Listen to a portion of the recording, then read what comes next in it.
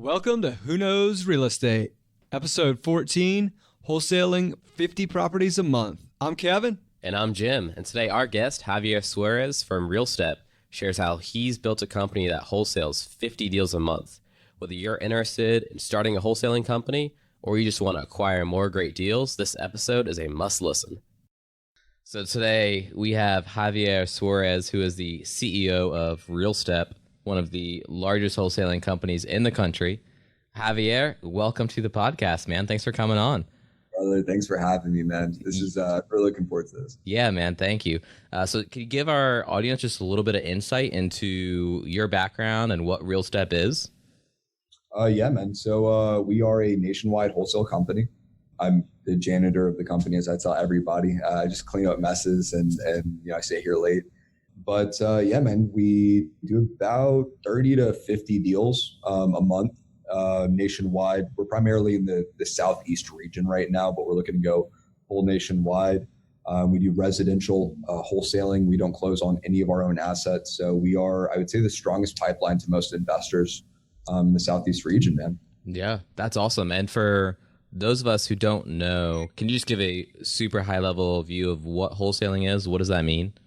For sure. So what wholesaling is, it's transacting a property with never actually taking title of the asset, right? So it's like if someone gave me this pencil and I just gave it to you, that's technically wholesale, right? Because I'm just kind of tossing it over. We're just high level middlemen, really at the end of the day. But what we do is, we pick up contracts from sellers directly. We have enough margin worked in us, so we're able to sell it to you as the investor to either flip it, rent it, or develop it, where you can make a significant profit. Got it. So you guys are like acting almost as like the source of all these off-market deals and then reselling it to investors. Like you guys are finding great deals and then just reselling them without actually purchasing. Yeah, we're the plug. That sounds awesome. I would say we're like the Costco of real estate, man. It's like if you want it, I guarantee we probably have it, man. Yeah. And it's cool. Like we're actually even working a step higher of just trying to find a property and bring it to you, man. Like I tell our sales reps now, don't sell property, create relationships with investors and look for what they're buying, right? That's what everyone's looking for, the deal, right? Looking for the buyer, right? Which always blows my mind because you're only as good as your buyer. Yeah. So like, I mean, I feel like that's very true. Every investor, whether you're flipping or doing rentals or buying apartment buildings, it's how do you find those deals? How do you find those off-market opportunities? You guys are clearly world-class in that aspect. Thank you. Where do you find these deals? Like, they're not on the MLS. Where do you get them? It's funny. I actually just, I think there's even so much more money on the MLS, but you're right. We don't do the MLS. Everything that we do is completely off-market, right?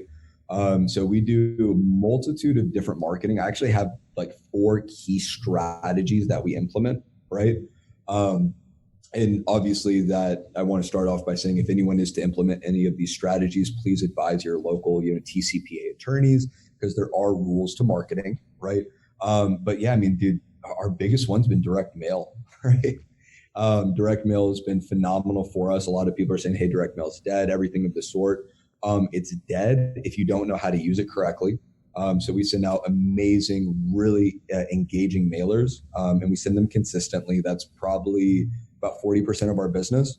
Yeah. I would say the next one would be cold calling.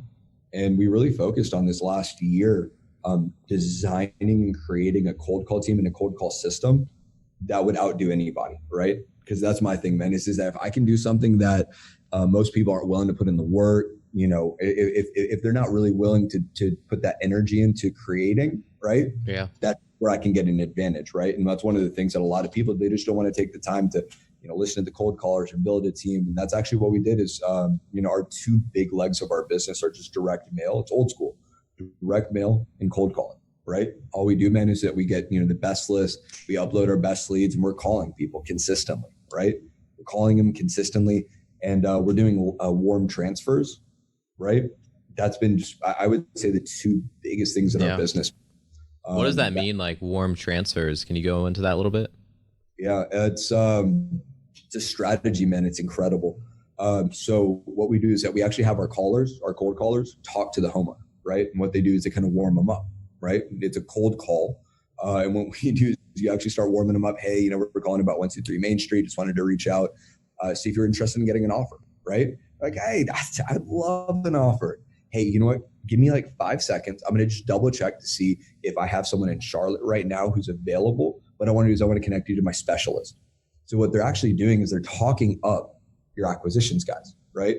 It could be a new hire I put in acquisitions. It could be someone who's been there forever. But what they're doing, they're already pre-planting in the seller's mind. Oh my God, they're going to get me to their top rep. Oh my God, special. Right. And then they get on and they're like, I got, one of my guys, 24, 25, just right out of college. And they're getting on the phone and we're just, offering 40% of what the home's worth. But they're going into it thinking like, hey, no matter what, there's a sense of credibility. Right. So like, when you talk to people like over the phone, right.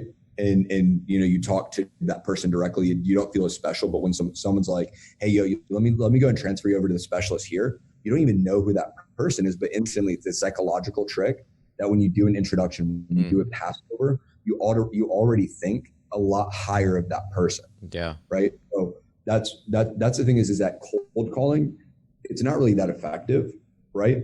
Just generally speaking, unless you implement the right strategies. And that's what we've actually been able to do really, really well at a super high level, man. Yeah. I feel like that's true across a lot of the marketing strategies. Like there's a ton of people doing direct mail. A ton of people are cold calling, and a lot of people aren't successful with it.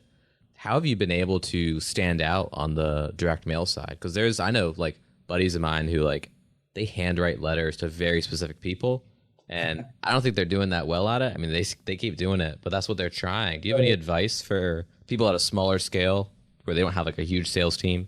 What kind of advice do you have for them on finding deals? Dude, I went not confrontational, but be controversial. Okay. Be controversial, right? Stand out there, be different. Like the big thing for us, man, is I love loud colors, right? The pinks, the yellows, right? Those, when you get it, like, dude, we send the final notice ones, man. So you get the thing. It's just like, hey, final notice. This is the last time I'm going to try and reach you, right? Yeah. I've been trying to give you an offer for the last couple of months, and you won't call me back, right? This is the final, and it's like big final notice stuff like that. Dude, there's other ones where you can do the Google Street image. So we actually get Google view, like the Google Street view of the person's property, and you can actually put it on the mailer. Yeah. So when they get the mailer, they're like, it's a picture of their house. And like, yo, who the heck took that? Yeah. That's sick, dude. How do you guys do that? There's companies who do it. Yeah. There's a company that we use. You call Trevor at Direct One. They're great. And they can put all of that stuff. It's actually just a program that they run.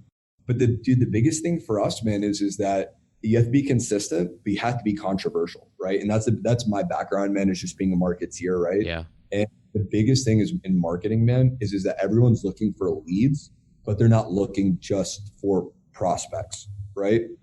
Everyone's looking for deals. They're not looking for leads. I apologize. So like everyone's like trying to get that deal, put all this time and stuff into it. Dude, my mentality is just that, hey, I'm just going to send so much out, and I'm going to try and get so many reactions. I'm trying to get so many people who are going to like say, hey, I'm an actual person. What the heck is this? I want those people, because then I can take those leads, filter them out, find the opportunities, and turn them into contracts, right? Yeah. Where people are just trying to like, hey, I just need my deal. I'm thinking lead flow, right? I'm just trying to get people to call in, right? That's all I'm thinking. You're just trying to like spark conversations.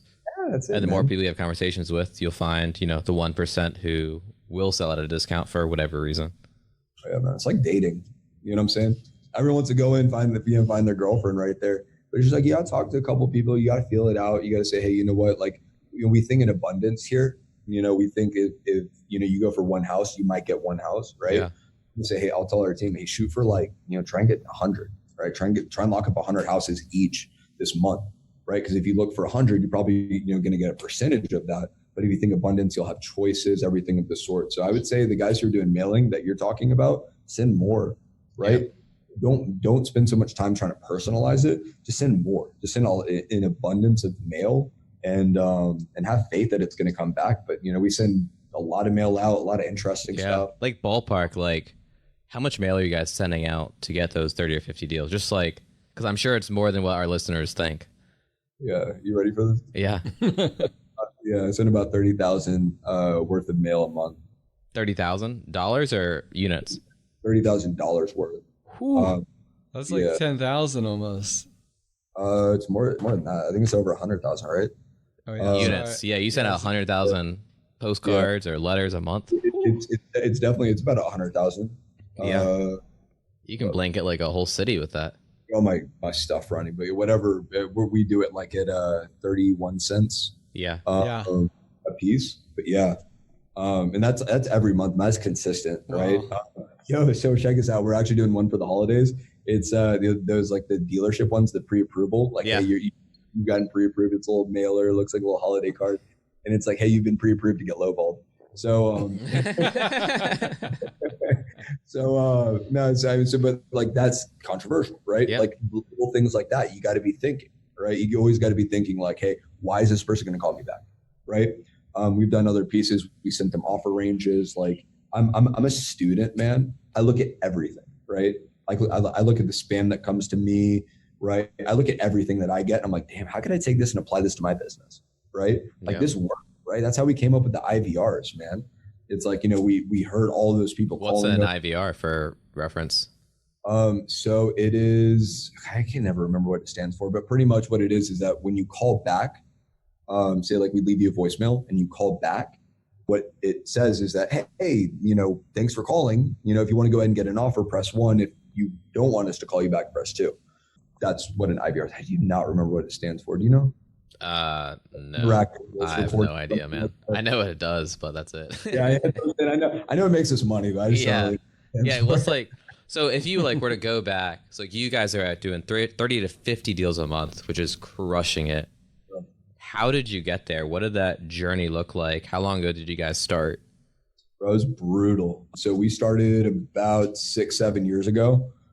It's actually my business partner, Raphael. Dude, we started about 6 or 7 years ago in his mother's kitchen, right? He calls me one day. He's like, hey, it's like, I want to go buy a motorcycle. At that time, I was like big into motorcycles. I was like, all right, cool. Sounds great. But tell me, what are you doing to get this motorcycle? And I'll go with you. I'll go check it out. So he tells me, hey, I'm getting into real estate wholesaling, this, that, and the third. And it just clicked, man, right? Yeah. It's just buy low, sell high kind of thing. And so we just started cold calling, man. And I kid you not, this is before we had power dollars, dude. We were literally calling off of printed Excel sheets. We'd have one guy, we would have printed, we'd show up every single day. When we had this kitchen, it was just lead sheets laying around. So we'd pick one up, doing that and dialing. Then that became an office in DC. This little WeWork office. Yeah, we started just literally, it's 4 of us in a glass office, man, and we just have lead sheets and we just start dialing and manually dialing. We would have glass walls in front of us. We would all just tee up. We would write how many calls we made, how many people we spoke with, how many offers we made, how many appointments we had. And what we would do is that we would sit there back to back, and we would just, all 4 of us in this little office, smaller, half the size of my conference room right now. And we would hear each other calling, and we'd be loud as shit, man. And howling, right? And like it was just super alpha, because like we were all looking around, and it's just like, we want more than the next guy. That sounds like Wolf of Wall Street. It was super raw, man. It was super, and we had no idea what we're doing, so we're just calling it even more. And then we found out about power dialers, dude. I mean, we were, I kid you not, making over 1,200 calls a day. What's a power dialer? So a power dialer is that you take like a lead sheet, like an Excel sheet, and you can upload it into a system like a power dialer. We use a system called ZenCall, and you actually upload the Excel sheet into the program. And what it does is it calls, instead of dialing one phone number you would manually, it actually dials 1 to 12 phone numbers at the same time. And the first person to answer, you get connected to. And if anyone answers that, it actually just kills the line. And so it's just automatically calling out for you. Instead of you dialing like with hand dialing one at a time, it's just boom, boom, boom, connected. That had to be a game changer. Yeah, it was huge, man. So it sped up a lot for us. It was really cool. But, back in the day, man, like, 6 years ago, there's no one teaching about real estate investing. There were no power dialers until we found out about them. There was nothing, right? So we were just raw figuring things out. People weren't even cold calling back then, like 6 or 7 years ago. Not at scale. There really wasn't, man. Because a lot of people, they didn't want to do it. They just didn't want to do the work. They're scared to get on the phone. They didn't think the phone worked. There's just a lot of old school. They wanted to go face to face. But yeah, man. I mean, we would cold call back then. We used to get in Raphael's old beat up Mercedes, and he would drive. We had another guy in the front who was running numbers. I'd be in the back, and I had a laptop on here, and we would drive by distressed properties, and we would see the property. We would plug it in the computer. We would find out who the owner was. The other guy would skip trace it. We would get the person on the phone, and we would just drive around, for a while. And it was just raw, man. We were so hungry for greatness that we did whatever it took, and we still do. People ask us today. They're like, "Yo, how does it feel to be where you're at now?"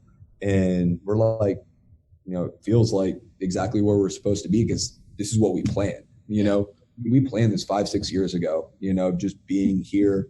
We didn't think it'd be this big, which is awesome. But yeah, man, now we got an education company. We got a multi-million-dollar real estate business. I think we'll probably finish about 6 million in revenue this year.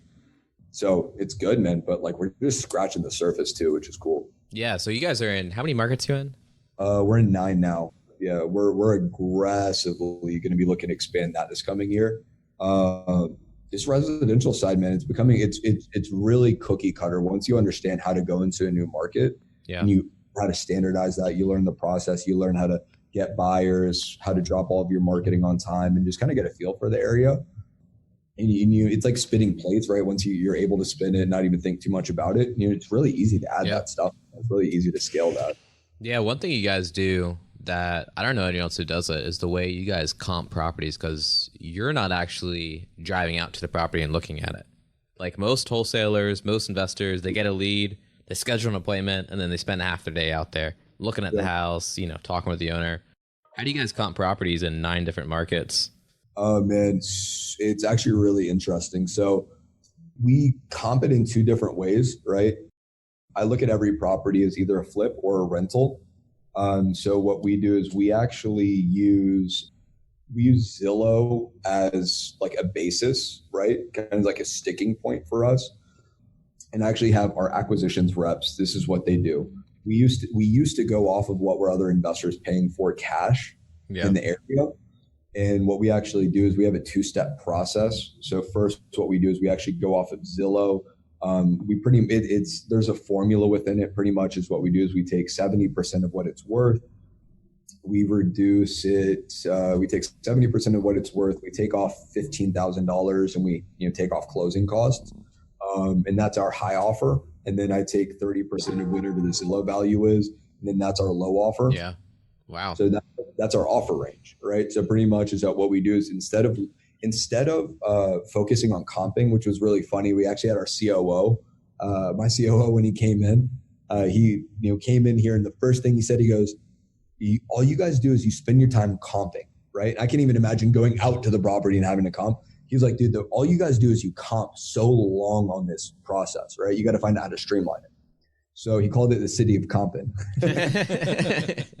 right? Because like we were just spending so much time comping, we weren't working on selling, on dealing with the actual seller, right? The more important part of everything. So what I did is I developed this algorithm that came up with that, and that's actually how we get our first line of offers, right? That's how we determine it will be a deal, right? If it's really messed up, we'll be on the lower range. If it's not as bad, they say it's maybe finished or whatever. Be on the high range. Mid obviously falls between. And dude, it's dead on accurate, right? Yeah. Like it's super easy. But once we get contracts, we just verify. We actually then pull our cash comps just to make sure like other investors are paying that, making sure ARBs back up all the numbers. But yeah, man, it's super simple because that sounds a lot easier than running comps and running repair numbers and figuring out how much is the water heater. I took three salespeople, right, from a completely different industry. They're my top 3 performers. We compared our old model of comparing cash comps versus the new model. I had a girl, she's been here less than a month, and she's outdone both of our vets on projected profit sales. Right now, I got her right here, Melanie. If she's watching, shout out Mel. We call her Money Mel. You guys see her death, man. She got $100 bills everywhere. It's crazy. But yeah, she's got 1, 2, 3, 4. She has 5 properties that she locked up in the last 2 days, and they're all great deals. No way. great deals. 5 deals in 2 days. Because what we try and do is we keep our investor in mind when we do our deals, right? So all of these, and I rejected another like 5 or 6 that she had, but she has one here, 17% ROI for our investor in Atlanta. That one's crazy hot. We got another one in the Panhandle at 20%. I got another one in Baltimore at 16%. And then I got one in Charlotte that I was telling you about at 30% ROI. And I'm dead on with like my, our numbers when we go through all of this. Yeah. So our process works because the thing is now we're able to focus on the seller. Everyone's being so transactional in our business, man. It's really, it's sad. Like they lose that connection of the homeowner, right? Like talking, like, remember, we're solution oriented, right? We're not a real estate company. We're what do you call it? We're a call center, right? We're a call center. We're a technology company, and we're a solution company, right? We're solving problems, right? And that's why we've done so well, man. Is because we're talking to the homeowners, right? We're trying to figure out, what's going on with this property, right? Why do you want to get out of it, right? What's the solution next to it, right? So it's looking at that, man. So the algorithm has really skyrocketed the business. Yeah, I love it. Like your approach of solving problems, I think is the right way to do it. A lot of people are just like looking, how could I get a deal? How do I get a deal? And really, you just got to solve the person's problem. Dude, money's easy to make, man. Money's there, money's good. It's great. But it's like, what you have to think is that if I put you on an island, right, and I give you a whole bunch of cash, how good is that going to be? You're not being solution oriented. You're not thinking big picture. You're not thinking of like, like this world is more than just this little $100 bill that controls my life, right? Yeah. When you start thinking of like, dude, what was this before money? Like, why are we really here, right? Really coming into our purpose. That's why I challenge everyone here. I'm like, think about why you're actually here, right? You're not here to just make money, get a significant other, buy a cute little house and die, right? You're here to make an impact to this world, right? Yeah, I love it, man. I love it. So like you guys are getting 30, 50 deals a month. How do you guys find investors to buy the deals? Like, how does that work if you guys aren't local to the market, Oh my gosh, man. This is, they sell themselves. It's crazy. Like they really sell themselves. So it's like, say we lock up a deal. I could log, in Houston, for example, we just entered Houston. I actually had a really little strategy I thought of implementing when we went into a new market, man. I'm actually, in a couple of different markets. I called a couple investors in Houston. Yeah. And I actually said, hey, you know what? My market, pick one of my markets. Pick the one that you want to go into. And how about we just trade buyers list? Yeah. So because you got to have that abundant mindset, man. You got to understand like these buyers aren't ours, right? So what we have to do is that we have to collaborate, right? So that's our first strategies. I would go to someone else and I would think, hey, how can I be collaborative, right? Yeah. Another strategy we implement going in, so we go on Facebook. We add ourselves to every single investment group on Facebook. I have a VA that goes into those groups in Facebook for us. Like they go into a server in the United States. They then log into my Facebook and they actually can go into all of the groups. And you know how the people in like say Charlotte, for example, they're like, hey, you know what, who's an investor in Charlotte? Right? Oh, I am. Great. Yeah. Then plug in their email. So I got our VA going in, scraping. So it's not you. It's not Javier posting it. So most of the time it's not me. I do plug in on my own Facebook occasionally. They do that. Other wholesale groups in Facebook are phenomenal. You can actually reach out to Tangi Cousins at foreclosuresdaily.com. Yeah. She actually has a buyer's list, an investor's list that you can purchase. Really? Right? Yeah. That expedites a lot of the process, man, of actually just reaching out to Tangi Cousins at Foreclosures Daily. And dude, she has a huge buyer's list. We actually buy a lot of our leads, our most motivated leads we buy from her. And we actually do, we get our buyer's list from her as well. So we get sellers and buyers. Dude, that's gold. We'll add that in our notes for the episode. Yeah. Dude, I'm telling you, it's one is that you can do the traditional route, try and develop relationships. It's great. But also, what we do is we go on Facebook and do that. And then another one, right? This is a cool little strategy we've done too, is we went to carrot.com and we created a website so we can put all of our properties on there. Yeah. What we ended up doing is that we actually just do that, and then we market it on Facebook, and you market to some of the people in the area. Other strategies, you can go on Craigslist, you can go on Connected Investor. A lot of these properties, though, in new markets, I don't recommend disclosing the full address until you understand, like Atlanta, for example, for us. A lot of the times when we post the address out to a lot of people, they go behind our back, man. So I would say, when entering a new market, don't disclose the address always. Look to develop a good relationship. But that's it, man. When we enter a new market, my first thing is develop 10 people that we can call, right? Just 10 people when we enter a new market. But yeah, man, wholesalers, existing groups. Yeah. So like, I love the way you're dispositioning assets. Like you're leveraging local people. You're also, I think you're reaching out to realtors, right? Like some realtors that are active with investors. Yeah. So that's actually one of our other strategies, man. Yeah. That's what I'm saying is that, but you see, like I'm a massive action taker. Yeah. Right?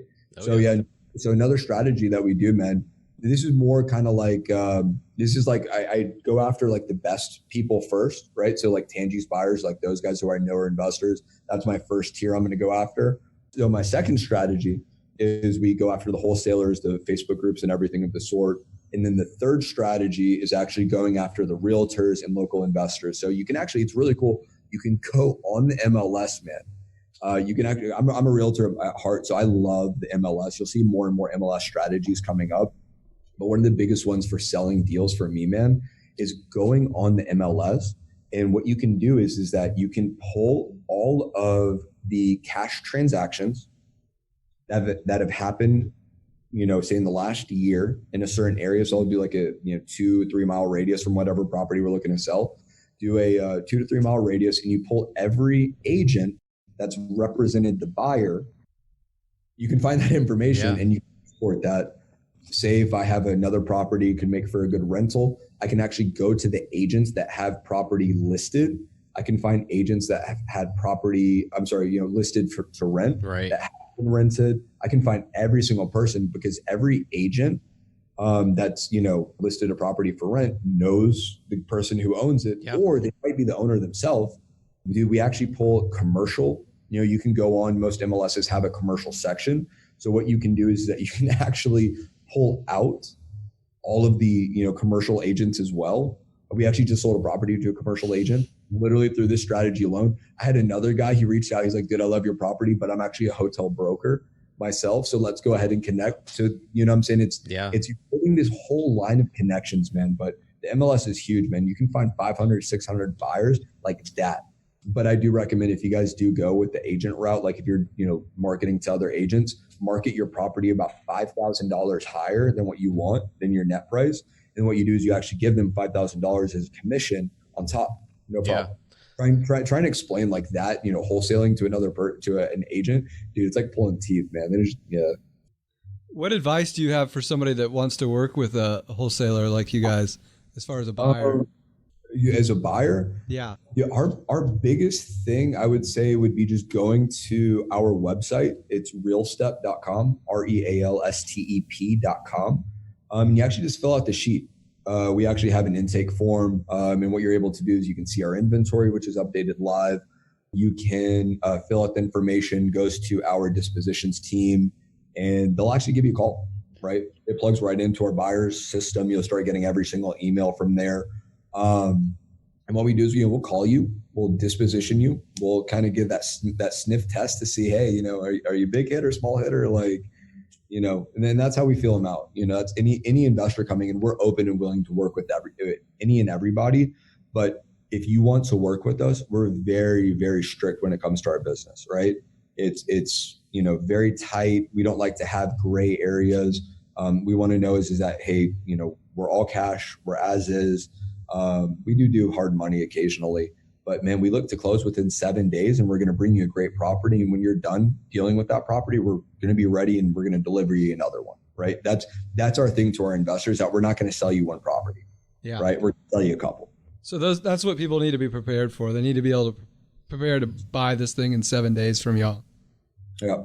And that's our big thing too, man. Like around the holidays and stuff, a lot of people are like, I jumped back into disposition selling properties a lot recently. And, our closing days were about 30 to 45 days, right? I'm from the residential side. I came in, I'm like, what the hell is this? Right? I'm like, well, what's taking so long, right?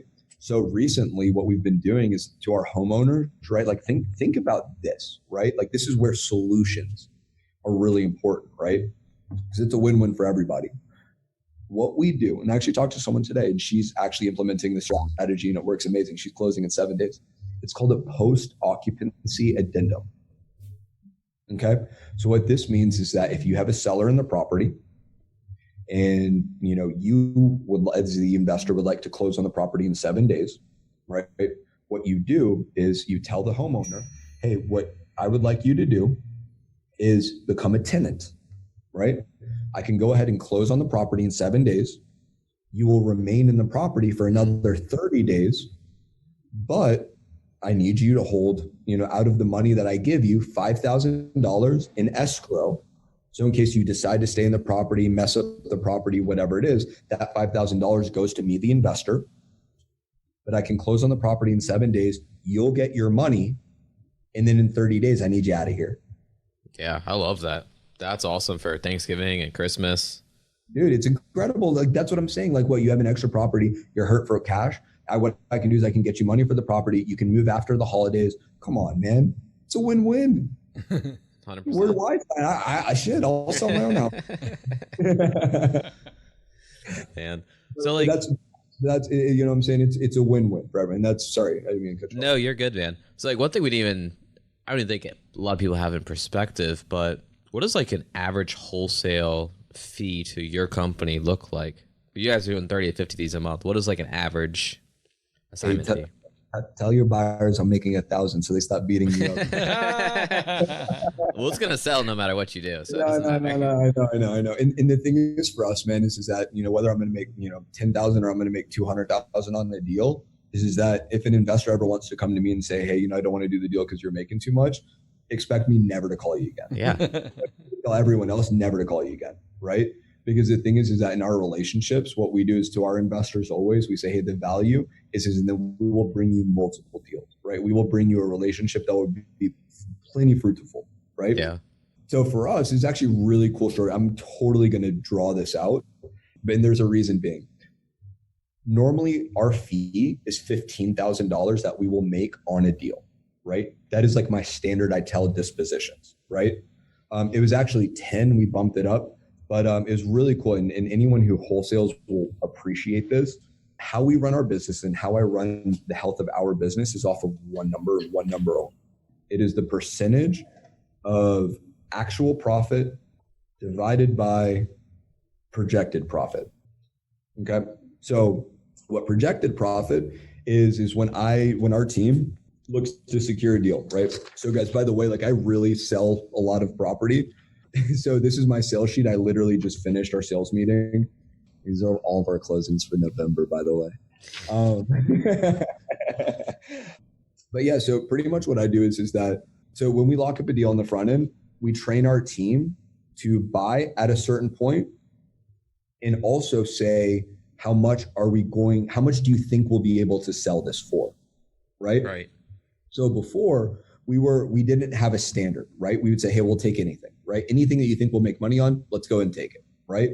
My number from what came in to what came out, we were converting about 30%, right?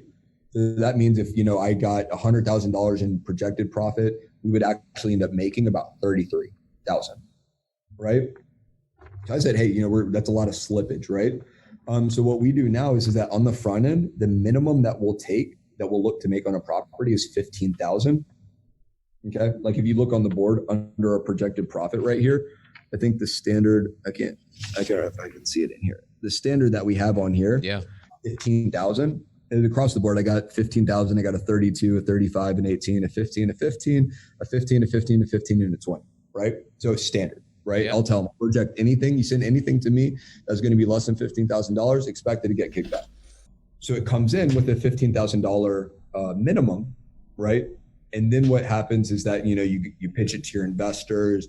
They're like, oh, well, you want 15 for it. We're going to lowball you and we'll take 10, right? And they'll, try and take it at 10. What we did is that my goal for quarter 4 was to bring us from 30% from projected profit to actual profit. Did I do a good job explaining? Do I need to explain it? No, definitely. It sounds like 15K is kind of the minimum, but you're anywhere from like 15, 20, 30, depending on the deal. Yep. So pretty much, a deal coming in, the minimum that we'll do projected, like expecting to make from it, is 15,000 or more. And then when we look to sell it to an investor, the minimum that we'll take is 10,000, right? So the minimum I'll do is 10,000 on the back end, right? So what we're doing, right, is in theory, right, is we're setting ourselves up for a 66% conversion, right? Now we are actually at 66%. We've been running it for 2 months. Yeah. We set that. One of the biggest things when you run these businesses, man, is a standard, right? I always say, you're only as good as your standards. So what we did is we just set the framework for us, and that's how you run a business, right? Yeah. What advice do you have for like buyers who want to work with wholesalers? Because like we've all seen wholesale deals that would never sell in the MLS. What advice do you have for buyers who are flipping or renting on like working with wholesalers, other than to have like cash ready to move? Any advice you have to like That's what I was going to say. Getting good deals from wholesalers? Like, first, I would say is come prepared. So, you have your financing. Like the first question I ask any buyer that I do business with is, what is your buying process? Right? Because if you can walk me through your buying process, that means if I bring you a deal, you'll know how to get this closing. Right? Yeah. I'd also say is, know how many homes you're looking to buy, kind of what areas. Basically come with a buy box, right? Come with a buy box, know your process. Damn, what else? Call us.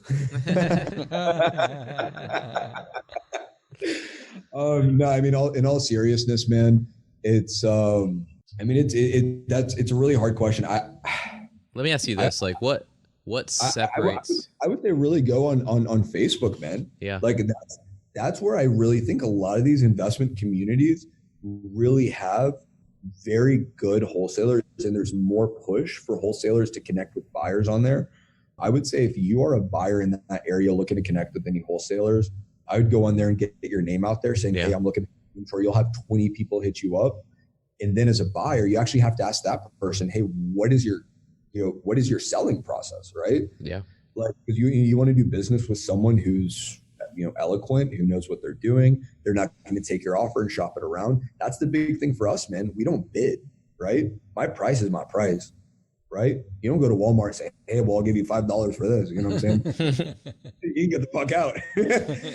For me, my price is my price. And that's why we call it the buy it now. It's just like, when you buy, or when you offer that amount, I'll send you the contract. You send the contract. If in 2 hours I don't have EMD, I'm going to go back and remarket that. But like as a buyer, I would say just find a serious wholesaler. Most wholesalers do multiple deals a month, right? I would say instead of trying to find 5 or 10, find like 1 or 2 really good wholesalers, create that pipeline, man. And then be cool, just with them, right? Get to know them. Don't tell everybody, man. We're always just trying to look and connect. Everyone thinks just because, I do all of these deals and stuff like that I'm not a normal guy, man. I'm a goofball. Like I love being normal, man. I love that about myself. I had an investor on the phone the other day. Did I go shoot golf with him, right? I shoot golf with him. And we just shoot the shit. We talk dreams, big aspirations. I look to work with people that we grow together with, right? Yeah. That's the thing. Like if a buyer was looking for me, I would just get on Facebook, right? I would get on Facebook and I would go to the local investment groups and I'd say, yo, who's the biggest, baddest wholesaler in this area? They're going to start dropping names, adding you, doing all this kind of stuff.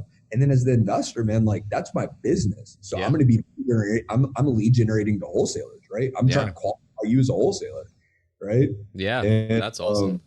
But that's what I'm saying. Like a lot of these people, like the point that we're at in the market right now is we are so saturated with inventory and investors that investors are sitting back and they're waiting for deals to go to them instead of saying, hey, let me go ahead and be more outbound. Let me go and look for deals. Let me call some wholesalers, right? They're getting lazy. So what's going to end up happening in the next couple of months, man, when the market dips, right? All of these lazy wholesalers, or not wholesalers, but the lazy investors, everyone who doesn't want to go out and start creating relationships, right? It's like a tree. If you don't have good roots, when the wind comes, the tree's going to fall. If you don't have good roots right now and you're not working on cultivating these roots, bro, when that storm comes,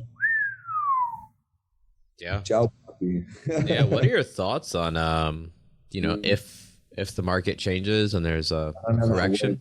What are your thoughts on what's going to happen to wholesaling and deal finding? I'm excited for the correction, and the correction's coming. I can tell you right now, correction is coming.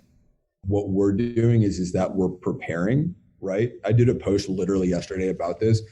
In good times, people forget about bad times, and in bad times, people forget about good times, right? We're in a very good time right now. We're in a historical high, right? So what we want to do is we want to prepare in what do people buy when the market dips, right? Yeah. Right? Flips aren't going to be there, right? Because what? Consumer confidence goes out the window, right? So flips are gone, right? Because no one's going to be buying on the other end. That means then your flippers, they're not going to be there. And if they are going to be there, they're going to be buying extremely low, right? Probably so the courthouse. Yeah, that's what I'm saying. So exactly. So if I know my guy's then going to be buying lower, right? He'll still buy it. He can still make money at a certain point, right? It's not like every home buyer in America disappeared, right? That's what everyone thinks is they're like, oh my God, when the recession happens, no one's buying. Like, come on, like there's still people buying, right? Into like, that's their livelihood, but they're going to buy lower, right? So what I do is I'm going to be expecting to then myself buy lower, because as a wholesaler, we make our money off of our margin, right? So if my guy normally buys at 100, then, my contract is normally like 85, right? But if he drops his buy price to 85, I got to go down to 70, right? Right. You get where I'm going with that? So that's a flip. I'm not banking on the flippers, right? I think the flippers will be there occasionally. That's great. But really in the recession, what in the market that really does well is the rental market, right? Most investors that I know right now, and even myself, we're preparing to buy more buy and holds, right? Because if buyers aren't going to be there, they're still going to have to live somewhere. So they're going to be renting, right? The people who were going to buy, if interest rates go high, whatever it is, they're going to turn into renters, right? So now it's that you have to educate yourself on what does someone look to buy as a rental, right? What cap rates, right? What does a cap rate even mean, right? A cap rate does mean when you acquire the property plus what renovations need to go into the property, divided by what the gross annual or by what the net annual income is, right? That is your cap rate. So you need to understand these numbers when going into it and dispositioning these properties as rentals to investors, and start looking at, hey, where are these rental buyers going? Right? That's where our MLS strategy, finding these leasing agents, dude, we're going to get through the recession extremely well, but is you have to educate yourself, right? Because if you don't, what's the saying? If you fail to prepare to fail. Yeah. Bro, this is the time to prepare. Everyone's sitting by, they're like, yo, I'm trying to get a quick thing, a house here and a flip here and make 20 racks, 40 racks, boom. I love money. I love the process of making money, but there is nothing sexier than keeping money. Right? I love keeping money, right? I'm not in the business of making money. I'm in the business of not losing money, right? So I'm studying, right? I'm studying that recession. I'm studying recessions before. I'm talking to billionaires. I'm talking to huge portfolio managers, hedge funds. I'm talking, what are you buying? What are you buying? What are you buying? What are you buying? Right? I'm having that conversation with my investors. Remember I told you earlier in the podcast, I'm like, yo, when I'm talking to these investors, right? How do you sell more property? You find out what your investors are buying, right? So if I talk to you about what you're buying now, great. Now my next conversation, hey, when the market dips, what are you going to be buying, right? I'm not making this shit up. Yeah. Right. Like I'm having these conversations with multi-millionaires about hundreds and hundreds of homes in these areas, right? Like the guy in Charlotte, bro. I don't know if I told you this story, but I literally got a guy, we're calling him, we called him about a couple more properties. We bought a property in Cornelius, Charlotte, sold it to him as a rental. We did a post occupancy, sold it to him as a rental, right? Like there was no juice on it. I looked at him like, hey, you know what? This is a 20 cap, right? 20 cap rental. That's going to fly off 30 racks right there, right? And then I, got it, signed the contract. He put the money in escrow. He called us. He said, hey, money's in escrow. I said, hey, great. I have a showing at noon at another property. I need you there. It was a triplex. Remember that triplex in Gastonia I was telling you about? He drove over, bought it, right? Put the money in EMD, another 30 racks, right? So then we call it, and what I found out, he's like, look me up in Mecklenburg County. He goes, I got over 150 properties right now. He goes, you call any of my banks, I got great credit. right? What do you think he's buying? He's not buying to flip, right? Yeah. He's buying to have wealth, right? That's what this game is. Everyone thinks this fast cash is sexy, but wealth is what's sexy, bro. Longevity is what's sexy, right? Like, we want to be playing this game for wealth, right? I want to give my kids a portfolio. I want to make sure this is like, I don't know if you know this, but my dad, he died when I was 2, right? So like, the thing is, for me, I always think about that, right? I always think about like, hey, you know what? How do I get that freedom if anything's ever to happen to me? And I don't have a kid, but you know, if I ever am lucky enough to have a son or a daughter, right? I want to give them a portfolio, right? Okay. Now I'm thinking, I'm probably not the first guy to think about this. So there's probably a lot of other people who are buying that. There's home buyers, right? Like Zillow's buying. All these people are buying. You have to understand, it's like, what are they buying, right? Yeah. They're not just buying. There's a formula to all of this. So a little trick, if you don't know how to comp rentals, right? There's a website. It's called rentometer.com.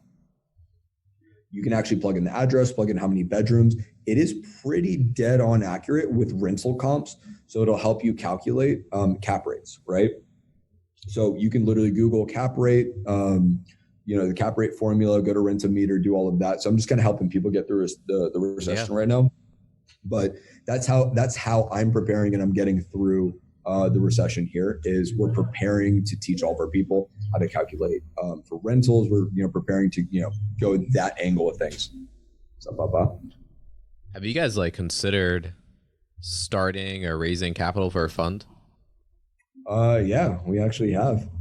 We are right now looking to add a significant amount of multifamilies to our portfolio. And man, we've actually we've networked with guys like Ray Lewis, Des Bryant, a lot of big capital players. I mean, it's funny, we talking they have this star power and stuff. But yeah, I mean, we've talked to significant amount of people, about 50 million in committed that they want to put into the streets with us, which is, the hardest thing for us. It's not raising money, man.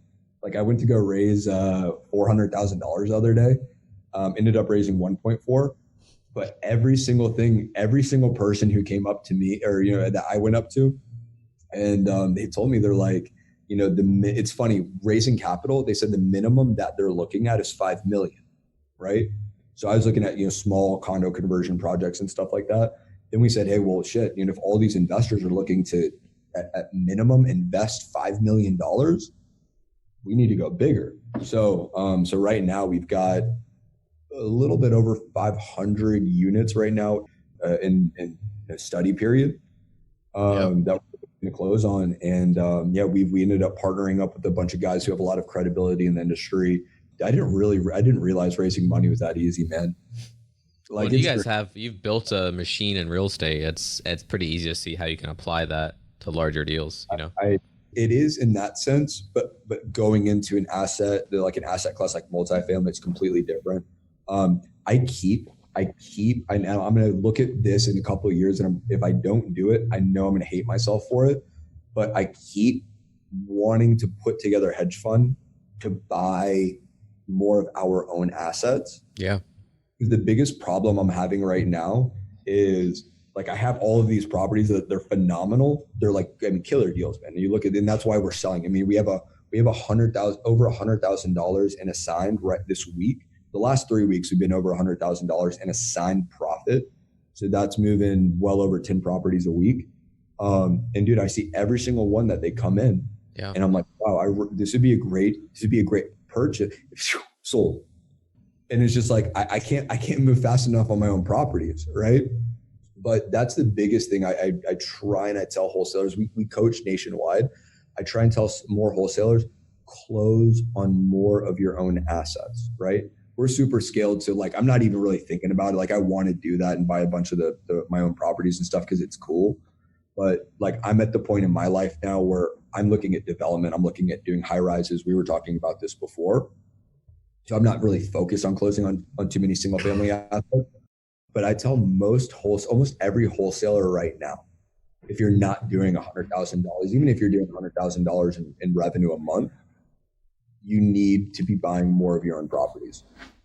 Yeah, 100%. If you're making that much money, you should definitely be taking down. What do you think is a good ratio to take down versus I'd say wholesale?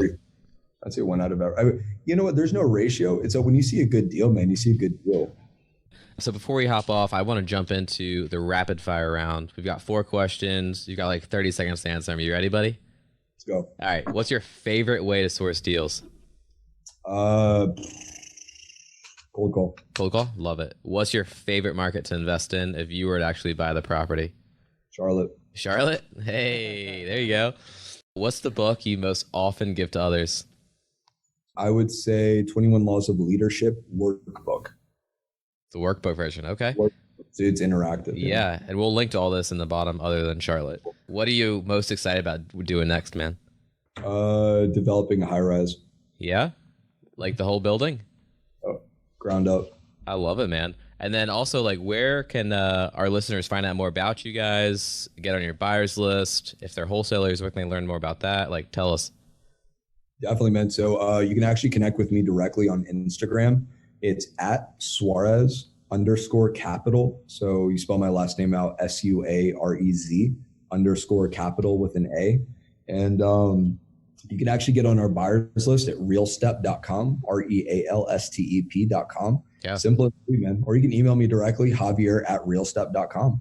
Perfect, man. And I know you mentioned it real briefly earlier. You coach nationally wholesaling. Where can people find out about that? Yeah. So if you're ever interested in getting, mentored or just learning about, wholesaling, low level or high level, we do everything from online programs to annual consulting. You can go to realempire.com. So that's REALEMPIRE.com. And it's funny, man. I even go to college, but now I'm teaching hundreds and hundreds, thousands of people. Yeah. Tell my teachers who's a smart one now. They told me I'd never be anything. Like, I'm just laughing now because it's one is that we're actually making a huge impact, and our students, man, are like seeing actual results, and they're going from 10, 20,000 a month to 100, 300,000 a month, and it's just like, dude, real results. Because that's the difference between our coaching program and anyone else's is that we actually do this on a daily basis. I just got done going through all of our sales, making sure all of our closings are happening. This is a real business that I run on a daily basis, man. I got the same stresses that a lot of people do, a lot of same problems. I help people with my problems, like work through what worked. I'm able to pass that down on what works, what doesn't work. And I mean, man, the results speak for themselves. Yeah. We have literally the best students in the nation because they just apply what we do. I love it, man.